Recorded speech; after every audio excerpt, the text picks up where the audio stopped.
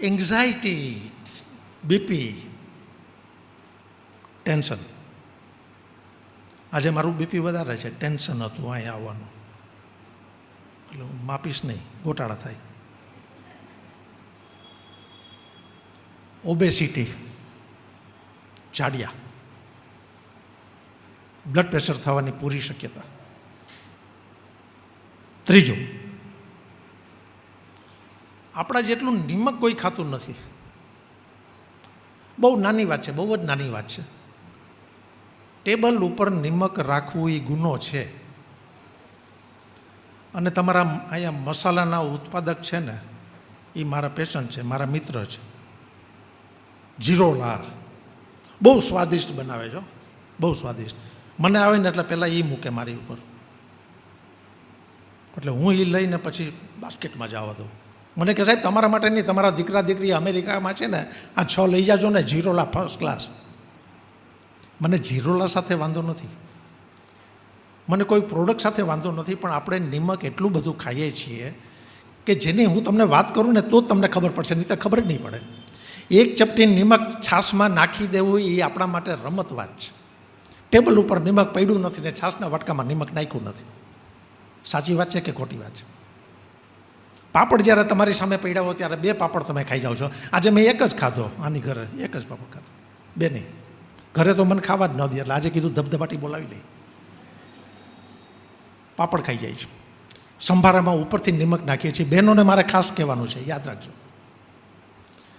એક વ્યક્તિએ એક દિવસમાં 5 ગ્રામ નિમકથી વધારે નિમક ન ખવાય.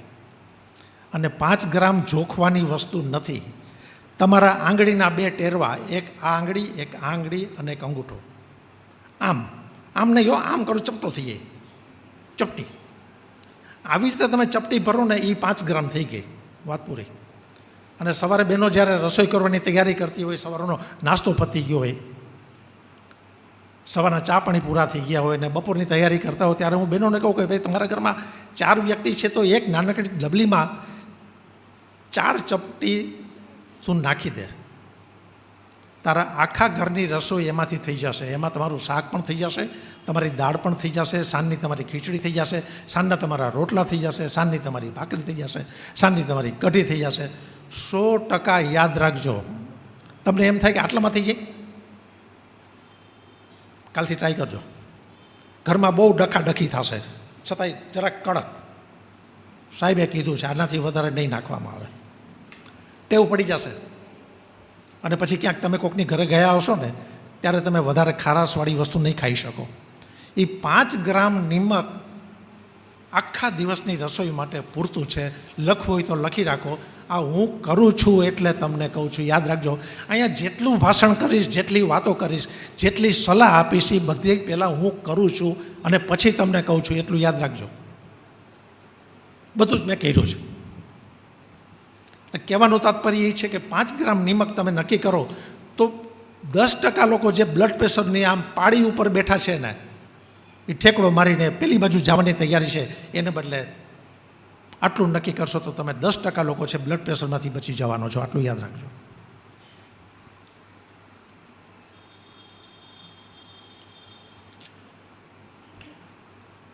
બીપીને આ બધા નાના નાના કારણો તો છે. વજનનું કારણ છે, સોલ્ટનું કારણ છે, ટેન્શન. દર 4થા માણસને ઊંઘ નથી આવતી, દર 4થા માણસને ઊંઘની ગોળી લેવી પડે છે. ટેન્શન સાથે તમે જીવતા હો અને 2 દિવસ સરખી ઊંઘ ન થાય તો 3જે દિવસે તમારું બ્લડ પ્રેશર મપાવી લેજો તમારા ડૉક્ટર પાસે, જોજો કે કેટલું છે. થોડાક હોર્મોન્સમાં ફેરફારો થાય સ્ત્રીઓને, માસિક જવાના હોય ને ત્યારે મેનોપોઝ, ત્યારે બ્લડ પ્રેશરમાં ફેરફારો, ત્યારે તો ઘણા બધા ફેરફારો થતા હોય છે. એની ચર્ચા હું નહીં કરું, એ તો તમારા ગાયનેકોલોજીસ્ટને ક્યારેક મળો તો પૂછી લેજો. પણ પ્રોબ્લેમ ક્યાં છે ખબર છે? બ્લડ પ્રેશર કેટલું હોવું જોઈએ એ કેમ નક્કી કરવું? અમે જ્યારે ભણતા હતા ત્યારે અમને એમ કહેવામાં આવતું હતું કે 40 વર્ષથી મોટી ઉંમરના કોઈ પણ વ્યક્તિ હોય તો 140 અને નીચેનું 90 છે એ બ્લડ પ્રેશર નોર્મલ ગણાય. સિસ્ટોલિક એટલે ઉપરનું, ડાયસ્ટોલિક એટલે નીચેનું. 140 અને 90 હોય ત્યારે એ નોર્મલ ગણાય. આવું અમે ભણ્યા હતા. પ્રશ્ન ત્યાં ઊભો થયો છે કે જો તમે એને નોર્મલ ગણતા હો તો મોટાભાગના લોકો નોર્મલમાં આવી જાય છે, તો ઓલા ફાર્માસ્યુટિકલવાળા કરે શું? એટલે મારા બેટાઓ કાંઈક ડખો કરીને ઊભા જોઈએ. દર 2 વર્ષે 3 વર્ષે 4 વર્ષે એક કમિટી બેસાડે ડાક્ટરની, અને કમિટીને ફાર્માસ્યુટિકલવાળા ફંડ આપે કરોડો રૂપિયાનું, કે કમિટીવાળાએ નક્કી કરવું જોઈએ કે ભાઈ હવે 140 સારી વાત નથી, 130 થવું જોઈએ, અને નીચેનું છે એ 90ને બદલે 88 થવું જોઈએ. બીજા દિવસે આખી દુનિયામાં પ્રસરી જાય કે 140 નહીં ચાલે, યુ આર ઓલ હાઇપરટેન્સિવ, તમારે 130 જ હોવું જોઈએ, અને ત્રીજે દિવસે કરોડો રૂપિયાની બ્લડ પ્રેશરની ગોળીઓ વેચાઈ જાય છે. ગિમિક એવરીવેર, ઘરમાં પણ થાય છે અને બારે થાય છે.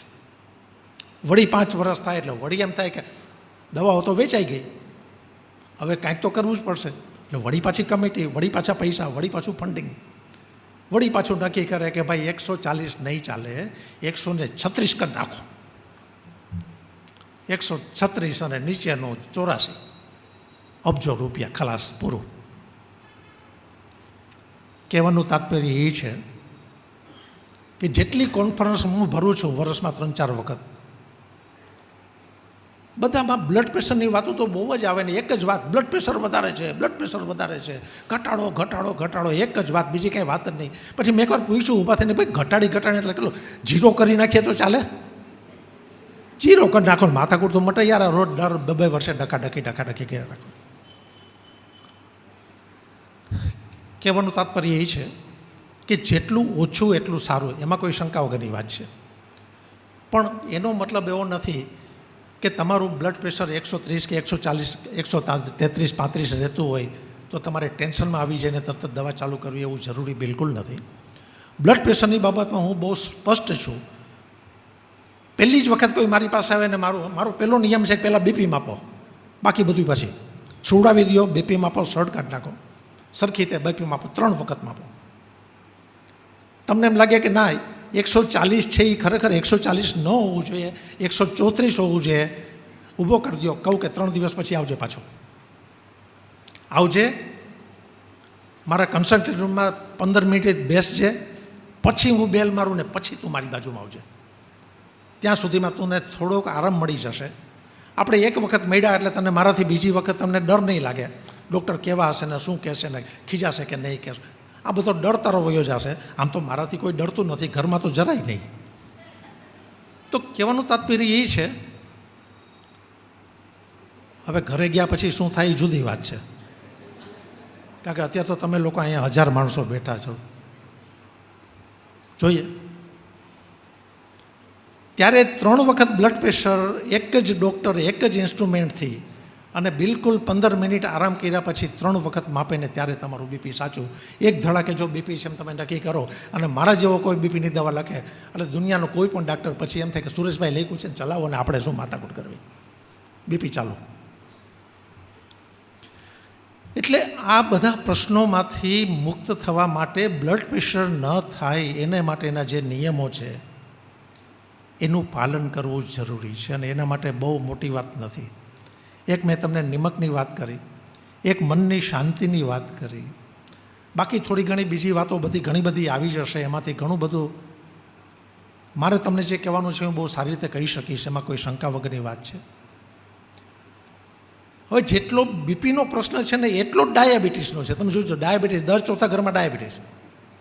તમારે આજુબાજુ જોઈ લેજો, સગા સંબંધીઓમાં પૂછો, સાહેબ ડાયાબિટીસ છે હો, સાહેબ ડાયાબિટીસ છે હો. ખબર નહીં કૂદકે ને ભૂસકે ડાયાબિટીસ આવ્યું ક્યાંથી આટલું બધું. અને ડાયાબિટીસ હવે રમત વાત, આના કરતાં શરદી ઓછી થાય છે હવે લોકોને, તાવ ઓછો આવે છે, મેલેરિયા ઓછો થાય છે, ટાઇફોઇડ ઓછો થાય છે, ટીબી ઓછું થાય છે, કાંઈ નથી, ઝાડા ઉલટી ઓછા થાય છે. ડાયાબિટીસ ડાયાબિટીસ ડાયાબિટીસ એક જ વાત, દર 4થા ઘરમાં ડાયાબિટીસ. અને એક વખત ડાયાબિટીસ એસ્ટાબ્લિશ થયું એટલે તમે જિંદગીભરના મારા પેશન્ટ બની જશો. શું કરવું? અને હિન્દુસ્તાન, મેં તમને પહેલાં પણ કહ્યું એ રીતે India is A diabetic capital of world. આખી દુનિયામાં ડાયાબિટીસના દર્દીઓ આટલા નથી સરેરાશ, અને કૂદકે ને ભૂસકે વધતા જાય છે, યાદ રાખજો. તો કરવું શું? ડાયાબિટીસ મોટી ઉંમરના જ માણસોને થાય છે નહીં, બાળકોને થાય છે. 5 થી 15 વર્ષની ઉંમરના કરોડો બાળકોને ડાયાબિટીસ છે દુનિયામાં, કરોડો. કે જેને જ્યારે પહેલે દિવસે ડાયગ્નોસિસ હું કરું કે આને ડાયાબિટીસ છે, 10 વર્ષના છોકરાને, દીકરાને કે દીકરીને લઈને આવ્યો હોય અને ડાયાબિટીસની ફરિયાદ થાય. ફરિયાદ તો કંઈક બીજી લઈને આવ્યો કે સાહેબ આ ખાતો પીતો નથી, દુબળો પડી જાય છે, રાત્રે પેશાબ કરવા વધારે જવું પડે, પાણી પીધે રાખે છે અને હંમેશા થાકેલો રહે છે. ત્યારે હું વજન ઘટતું જાય છે, ત્યારે ચેક કરો ડાયાબિટીસ નીકળે 8 કે 10 વર્ષના વ્યક્તિને, 8 કે 10 વર્ષના દીકરાને દીકરીને, એ જ મિનિટે એ જ દિવસે ત્યારે ને ત્યારે ઇન્સ્યુલિન જિંદગીભર લેવાનું છે. નો મેડિસિન, નો ટેબ્લેટ, નો સિરપ, નથિંગ. ઇન્જેક્શન પહેલા જ દિવસથી નક્કી. શા માટે? તમે જેટલી ખાંડ ખાવ છો, જેટલું શરીરમાં ખાંડ જાય છે, જેટલી શુગર જાય છે, એને નિયંત્રણ કરવા માટે ભગવાને સ્વાદુપિંડ નામનું એક અંગ બનાવ્યું છે. જેમ હૃદય છે, ફેફસા છે, આંતરડા છે, લીવર છે, કાન છે, નાક છે, મગજ છે, એવી રીતે એક સ્વાદુપિંડ નામનું, જેને અમે પેનક્રિયાસ કહીએ છીએ, સ્વાદુપિંડ નામનું એક અંગ ભગવાને રાખ્યું છે.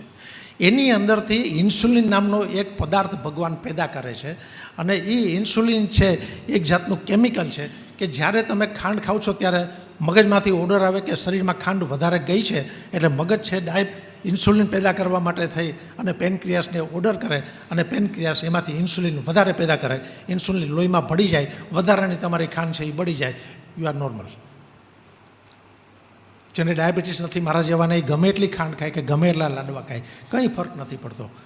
વધારે ખાંડ જશે તો તરત જ ઉપરથી ઓર્ડર આવશે કે ઇન્સ્યુલિન પેદા કરો, 2 કલાક પછી માપો એટલે નોર્મલ જ હોય, એમાં ડાયાબિટીસ વધ્યું જ ન હોય. પ્રોબ્લેમ ત્યાં છે કે ઇન્સ્યુલિન કાં ખલાસ થઈ જાય છે, અથવા તો ઇન્સ્યુલિન પેદા કરવા માટે જે કોષો છે પેનક્રિયાસની અંદર, એ કોષો ધીમે ધીમે મરી જાય છે.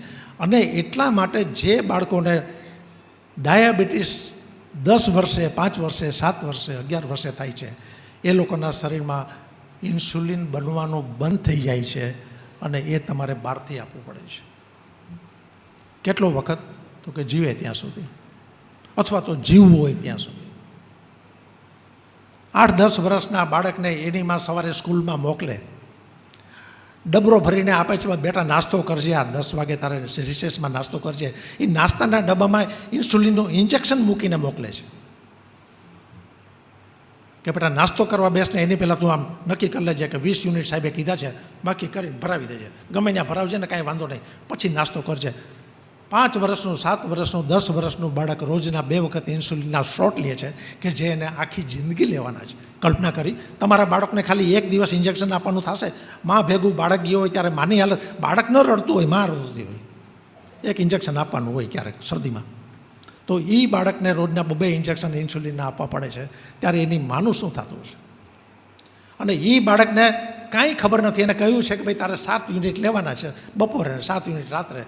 જો એમાં 7 ને બદલે 9 લેવાઈ ગયા તો શુગર ડાઉન, રાતમાં બેભાન, શુગર થઈ જાય 50. અને 2 યુનિટ ઓછું લેવાનું તો 100 ડાયાબિટીસ હતું એમાંથી 250 થઈ જાય, ઘરે આવે ત્યારે પાછો બીમાર પડી ગયો હોય. તલવાર લટકે છે ઉપર, તલવાર લટકે છે. આવી પરિસ્થિતિમાં જેના બાળકોને અનફોર્ચ્યુનેટલી આ પરિસ્થિતિ ઊભી થઈ હોય, એ મા બાપને તમે મળો ત્યારે તમને ખબર પડે કે ઈશ્વરે બહુ ભયંકર અન્યાય કર્યો છે આ બાળક ઉપર. એનું શું થતું હશે? અને મોટા થયા પછી ડાયાબિટીસની આપણે કોઈ ચિંતા કરતા જ નથી. 1 ગોળી વધારે ખાઈ લેવી, વજનની કોઈ ચિંતા કરતું નથી, ટેન્શનની કોઈ ચિંતા કરતું નથી, ખાંડની કોઈ ચિંતા કરતું નથી, કેટલું ખાવું, શું ખાવું, એના વિશે કોઈ નીતિ નિયમો આપણને કંઈ લાગુ પડતા જ નથી. અને તમે એમ માનો છો કે ડાયાબિટીસ થાય એટલે પછી કંઈ પ્રોબ્લેમ નહીં, તમે ગોળી ખાવી, ઇન્સ્યુલિન લ્યો એટલે કોમ્પ્લિકેશન, પ્રોબ્લેમ. જે માણસને ડાયાબિટીસ છે એ 100 વર્ષ નથી જીવવાનો. જે બાળક ઇન્સ્યુલિન લે છે એ 50, 60, 70 વર્ષ નથી જીવવાનું. કાંઈક ને કાંઈક કોમ્પ્લિકેશન થવાના છે. કિડની ફેલ થવાની છે, મગજની નસ તૂટી જવાની છે, લકવા થઈ જવાનો છે, આંખનો પડદો સવારે દેખાતો બંધ થઈ જવાનો છે, આંખનો પડદો ખસી જવાનો છે, સવારે દેખાતું બંધ. 4 ગણા પ્રશ્નો હાર્ટ એટેકના, જેને ડાયાબિટીસ છે અને જેને ડાયાબિટીસ નથી એના કરતાં 4 ગણી તમારી ઉપર તલવાર લટકે છે. યાદ રાખજો, જેને ડાયાબિટીસ છે એને 4 ગણી શક્યતા છે હાર્ટ એટેક આવવાની. 4 ગણી શક્યતા છે એ લોકોને કિડની ફેલ થઈ જવાની. 4 ગણી શક્યતા છે એના પગની નસ બંધ થઈ જવાની, પગ કાળો પડવાની, ગેંગ્રીન થવાની ને પગ કાપવા પડે. આવું તમે જોયું હશે ક્યાંક. તો મારા ભાગમાં આવે છે, તમારા ભાગમાં નહીં આવતું હોય. આટલા ભયંકર કોમ્પ્લિકેશન સાથે એ માણસ ડાયાબિટીસ સાથે જીવે છે. આટલું યાદ રાખો. શરદી ઉધરસ તાવમાં કોઈને કાંઈ થવાનું નથી, એ તો હકીકત છે. એટલે કહેવાનું તાત્પર્ય એ છે, આજે જે બધી આપણે વાતો કરીએ છીએ ને એ બધી જ વાતો કદાચ કાલે તમે ભૂલી પણ જશો, પણ ક્યારેક જો કાંઈ કોમ્પ્લિકેશન થશે એટલે તમે મને યાદ કરશો. એટલું તો હકીકત છે કે સુરેશભાઈ એકવાર આવ્યા હતા ત્યારે કહ્યું હતું. આટલું જ ધ્યાન રાખવાનું છે. એમાં કંઈ બીજું કંઈ ભગવાનને પ્રાર્થના કરવાની જરૂર નથી, મંદિરમાં જવાની જરૂર નથી, દેવ દર્શને જવા નથી, બાવા સાધુઓના પગમાં લાંબા થઈને પડી જવાની જરૂર નથી, કશું જ જવાની નથી. 50% બાવાઓ તો જેલમાં હોય છે, એટલે એમાં કાંઈ બહુ મોટો પ્રોબ્લેમ નથી. એટલે કહેવાનું તાત્પર્ય એ છે કે જ્યારે પણ ખબર પડે ત્યારે તમારા શરીરને નિગ્લેક્ટ કરોમાં, બચવાનો પ્રયત્ન કરો, બચવાનો. અને હવે સૌથી વધારે ખરાબ પરિસ્થિતિ આવી ગઈ છે હાર્ટની, હૃદયની. 22 વર્ષના યુવાનને બાયપાસ કરેલી મેં જોઈ છે. વચ્ચે તમે વિડીયો જોતા હશો કે ડાન્સ કરતાં કરતાં ઉથલી પડે. જોયા હતા ને? બધાય જોયા છે. વિડીયો બહુ આવ્યા હતા. વાતો કરતાં કરતાં ઊભા ઊભા ફટ કરતાં પતી જાય છે. 20 વર્ષના, 22 વર્ષના, 25 વર્ષના. કોઈ દિવસ તમે ક્યારેય સાંભળ્યું હતું કે 25 વર્ષે તમને હાર્ટ એટેક આવે? મેં નહોતું સાંભળ્યું. 45 વર્ષથી જ્યારે મેં પહેલાં પ્રેક્ટિસ શરૂ કરી ત્યારે 50થી નાની ઉંમરનો કોઈ પણ વ્યક્તિ છાતીમાં દુખવાની ફરિયાદ લઈને આવ્યો ત્યારે મેં કોઈ દિવસ કાર્ડિયોગ્રામ નહોતો લીધો. મને ખાતરી હતી હાર્ટ એટેક નહીં હોય, 100% નહીં હોય. આજે 18 વર્ષનો છોકરો કે દીકરો કે દીકરી આવે છે છાતીમાં દુખાને, એટલે પહેલું કામ કાર્ડિયોગ્રામ લેવાનું કરું છું. અને હું નહીં કરું તો બીજા કરશે, એના કરતાં હું કરી નાખું. પરિસ્થિતિ બદલાઈ ગઈ. જે વસ્તુ 60 વર્ષે થતી હતી એ વસ્તુ અત્યારે 25 વર્ષે થવા માંડી. છાતીમાં દુખવાની ફરિયાદ હાલતા ને ચાલતા. આટલી એન્જિયોગ્રાફી તમે ક્યારેય જોઈ હતી, સાંભળી હતી? આટલા બાયપાસના વિચારો તમને ક્યારે આવ્યા હતા? આટલા સ્ટેન્ટ મૂક્યા હતા એ તમને બધાને ખબર પડી ગયા? સાહેબ ફૂદડી મૂકી દેતો, ઓલું પ્લેન મૂકી દેતો, આ ઉડાડો, મૂકો. પ્લેન મૂકી દેવાથી બધું પતી જાય. શું કામે મૂકવું પડે છે? એ તો કાંઈક કર યાર. એના વિશે કોઈ દિવસ વિચાર કર્યો જ નથી. અને એના માટે કાંઈક તો કારણ હશે ને. અને એમાંનું એક કારણ છે કે જેને અમે મોડિફાયેબલ ફેક્ટર કહે છે, કે જે તમે એ ફેક્ટરને તમે ફેરફાર કરી શકો. એમાં નંબર આવે છે ટેન્શન. અત્યાર સુધી એનો 3જો નંબર કે 4થો નંબર હતો, એટલે પહેલો નંબર.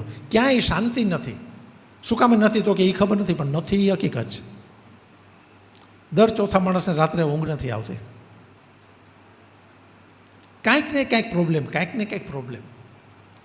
અત્યારે હું એમ નથી કહેતો કે તમને ચિંતા કરોમાં, ચિંતા કર્યા વગર કાંઈ થાય જ નહીં. ચિંતા કર્યા વગર થાય? અહીંયા મારે આવવું હતું તો મને 2 દિવસથી આ ઊંઘ ન આવી. ચિંતા થતી હતી કે લેક્ચરબાજી કેવી જશે ને, કોઈ આવશે કે નહીં આવે ને, આને તેને. ટેન્શન આવ્યું. આજે બીપી વધારે હતું, આ લોકોએ માપ્યું મારું. મને કહે સાહેબ ટેન્શન કરો માં, એ બધું ચાલશે, કાંઈ પ્રોબ્લેમ નહીં થાય. તો ટેન્શન વગર થાય? ટેન્શન રાખ્યું તો હું તમારી સામે ઊભો છું ને 75 વર્ષે.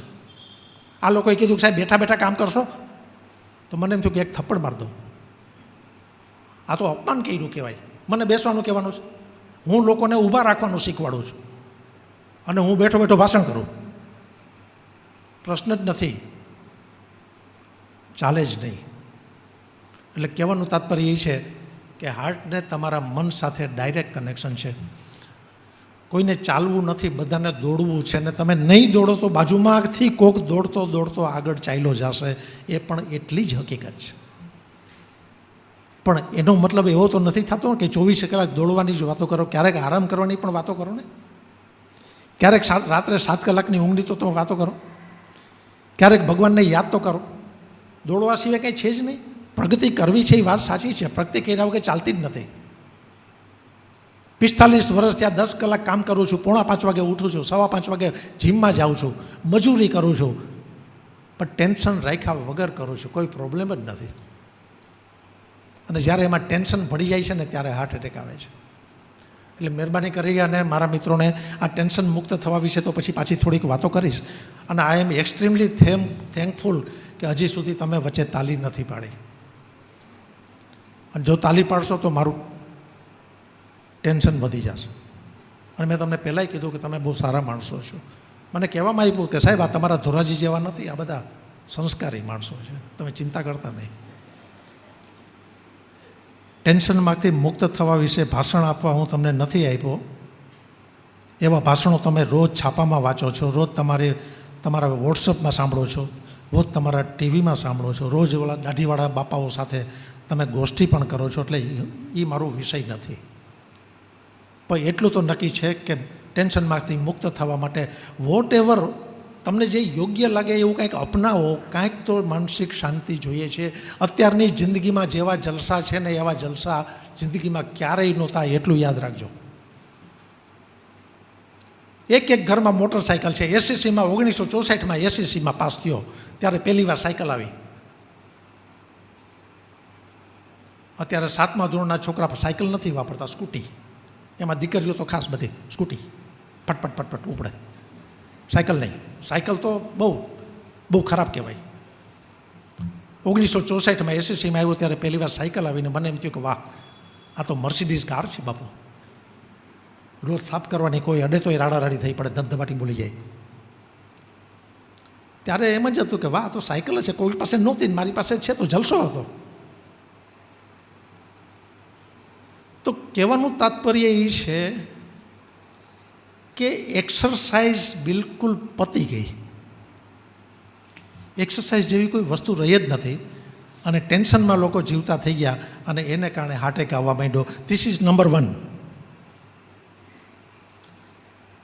Number 2, competition. ચારે બાજુ કોમ્પિટિશન. એક પણ ક્ષેત્ર એવું નથી કે જેમાં કોમ્પિટિશન નથી. અને કોમ્પિટિશન નથી તો પ્રગતિ નથી, એટલું યાદ રાખજો. પણ પ્રગતિ મેળવવા માટે થઈને તમે પાગલ થઈ જાઓ અને દોડતા દોડતા તમે હાંફી જાઓ અને મોઢામાંથી ફીણ નીકળી જાય, એટલું દોડવાની જરૂર નથી. યાદ રાખો, જીવતા શીખો, હોલ્ટ કરો વચ્ચે, લાંબુ જીવવાનું નક્કી કરો. મારું 76મું ચાલે છે, હજી 24 બાકી છે, નો પ્રોબ્લેમ. તમારા બાળકો હશે ત્યારે પાછું હું લેક્ચર આપતો હોઈશ અહીંયા. દોસ્તો, કહેવાનો મતલબ એ છે, જીવવા માટેના બધા જ નિયમો જે મને લાગુ પડે છે એ જ બધા તમને લાગુ પડે છે. જીવવા માટેના બધા જ નિયમોનું હું જે પાલન કરું છું તમારે કરવું જ જોઈએ, ચાલે જ નહીં. અને એમાં એક પણ નિયમ એવો નથી કે જે તમે ન કરી શકો. હું તમને કોઈ માનસિક ત્રાસ આપવા માટે નથી આવ્યો, હું તમારો માનસિક ત્રાસ ઓછો કરવા માટે આવ્યો છું, એટલું યાદ રાખજો. મને ખબર છે તમે મને 2 દિવસથી વધારે યાદ નથી કરવાના, મને ખબર છે. પણ 2 દિવસ કરો તો મારા માટે ઘણું છે. 2 દિવસ તો નિમક ઓછું ખાશો ને, 2 દિવસ પાપડ નહીં બનાવો, એ મને ખબર છે. એટલું કરશો તો એ મારા માટે 2 દિવસ તો સારા ગયા. અઠવાડિયામાં 1 દિવસ હું નિમક જ નથી ખાતો. મારે ખાવું હોય તો મારી વાઈફ ન ખાવા દે, કારણ કે એ 1 દિવસ નિમક ન ખાય. મને કે તમારે નિમક ન ખાવાય, તમારે એ કે હું ભલે ખાઉં. તો અમારા ઘરમાં 1 દિવસ નિમક જ નથી. ગઈકાલ નિમક વગરનો દિવસ હતો. પૂછો, ઓછું ખાવાની તો વાત જ નથી આવતી. અમારા ઘરમાં કાયદા બહુ કડક છે યાર. આ તો ઠીક છે કે આપણે લોકશાહીની વાત કરીએ છીએ, બાકી બિલકુલ નથી. ન ખાવું એટલે ન જ ખાવું. તે દિવસે તાંજળિયાની ભાજી બનાવવામાં આવશે. બહેનોને ખબર છે કે તાંજળિયાની ભાજીમાં કુદરતી ખારાશ હોય છે. તે દિવસે તમે નિમક ન નાખો તો નહીં ચાલે. તો ભાજી ખાઓ, એક કેળું ખાઓ અને રોટલી ખાઓ તો 1 દિવસ તમને નહીં ચાલે. ટ્રાય કરજે બેન, આવતી વખતે 2-4 દિવસમાં, આવતા અઠવાડિયામાં, ગમે ત્યારે. કાંઈ પણ તકલીફ થાય તો મને કહેજે. અને પરિણામ શું આવશે તમને ખબર છે? રાતમાં 2 વખત બાથરૂમ વધારે જવું પડશે. પગ ઉપર થોડાક સોજા ચડ્યા હશે. સવારે અડધો કિલો વજન તારું ઓછું થઈ ગયું હશે. રાત્રે 2 વખત બાથરૂમ જવાને કારણે સવારમાં તને સ્ફૂર્તિ લાગશે. 1 દિવસ નિમક નહીં ખાય તો મરી જવાની છું. નાની હતી ત્યારે ઓલા 7-7 દિવસ શું કર્યું હતું મોડાઘાત. એ તો તમે ઓલો સારો છોકરો મળે એટલા માટે કરતા હતા. એ આખી વાત જુદી છે. હવે સારું મળે કે ન મળે, મળ્યો કે ન મળ્યો તો રામ જાણે. પણ હેલ્થ સારી થતી હતી એક દિવસ, એ હકીકત છે. તો એક દિવસ તમે નિમક નહીં ખાવ તો એમાં શું ફરક પડવાનો છે?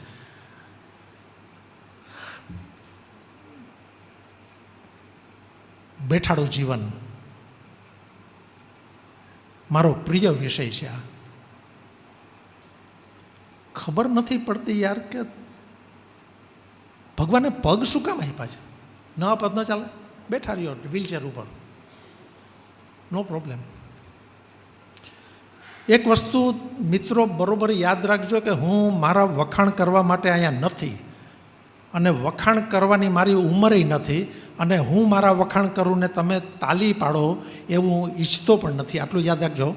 એ હું ખુશ થવાની મારી ઉંમર હતી ને એને તો વર્ષો વયા ગયા. હવે હું ખુશ જ નથી થતો. હું ખાલી લોકોને ખુશ કરવાનો પ્રયત્ન કરું છું. ખુશ કેમ રહેવું એ શીખવાડવા હું માગું છું. 4:45 વાગે ઉઠું છું, એક્ઝેક્ટ 4:45 વાગે. ગમે ત્યારે સૂતો હોઉં ને 4:45 વાગે તો હું ઉઠી જ જાઉં. એલાર્મ મૂક્યો છે, એલાર્મ ક્યારેક 9 વાગે તો 5 વાગે 4:45 તો ઉઠી જ જાઉં. 5:15 વાગે હું જીમમાં જાઉં. જીમમાં મોટાભાગના લોકોને જતા નહીં હોય પણ ખબર હશે કે જીમ એટલે શું, જીમમાં શું કરવાનું હોય. આમાં મારા ઘણા બધા પેશન્ટ છે, આમાં બધાને ખબર છે. અને જે મારા પેશન્ટ નથી એ મારા પેશન્ટ થવાના જ નથી, એ નક્કી છે. એટલે એ તો બહુ આનંદની વાત છે. આ છે ઘણા બધા, બધાને ખબર છે કે મારી લાઈફસ્ટાઈલ શું છે. બોસ્ટિંગ નથી કરતો, અભિમાન નથી કરતો. યાદ રાખજો, અભિમાન કરવાની મારા સ્વભાવમાં ક્યાંય છે જ નહીં. અભિમાન શું કરવાનું હોય? 4:45 વાગે ઉઠું છું, 5:15 વાગે હું જીમમાં જાઉં છું, અને 6:30 વાગ્યા સુધી 1.5 કલાક જુવાન છોકરાઓ છોકરીઓ સાથે જીમના એક સાધનો ઉપર હું 1.5 કલાક કસરત કરું છું. ક્યારેક મારો વિડીયો હશે ને તો તમને બતાવીશ. કહેવાનું તાત્પર્ય એ છે કે મારે 76 વર્ષનો એકાદ માણસ તો યાર જોવો ક્યાંક વિડીયોમાં ક્યાંય દેખાય છે તો ખરો. એકાદો તો ગોતી કાઢો. 76 વર્ષનો સવારે 4:45 વાગે ઉઠીને 6:30 વાગ્યા સુધી જીમમાં જતો હોય એક માણસ. 1975 15 ડિસેમ્બરે મારો પહેલો દિવસ હતો મારી પ્રેક્ટિસનો. 1975 15 ડિસેમ્બર, 46 વર્ષથી આ ખુરશી ઉપર બેઠો છું. ત્યારે મારું વજન 74 કિલો હતો, અત્યારે 73 કિલો છે 45 વર્ષમાં. આ બહેનો વિશે તો મારે કાંઈ બોલવું જ નથી, નહીં તો પછી મારી ઉપર ગુસ્સે થાય. કોઈ દિવસ વિચાર જ ના આવે બહેનોને કાંઈ? 45 વર્ષ થયા, 50 વર્ષ થયા, 2 બાળકો થઈ ગયા ને હસબન્ડ બરોબર ખુશ થઈ ગયો, ને દર વર્ષે સરસ મજાનો 10 તોલાનો હાર આપી દે દિવાળી ઉપર, એટલે રાજી થઈ જવાનું. કોઈ દિવસ વિચાર કર્યો છે કે કેટલું વજન છે? મારી વાઈફ સામે કોઈ જોવું નહીં આવી વાત કરું ત્યારે, મહેરબાની કરીને, નહીંતર ગોટાળા બહુ થવાના છે, નક્કી છે. તો કહેવાનું તાત્પર્ય એ છે કે તમે જ્યારે યંગ હતા, તમે 22 વર્ષના હતા, 24 વર્ષના, 26 વર્ષના હતા, ત્યારે તમારું વજન હતું. એટલું વજન શું કામ ટકી નથી ગયું? મને તો એ સમજાતું નથી. કોઈ દિવસ વિચાર કેમ નથી આવતો?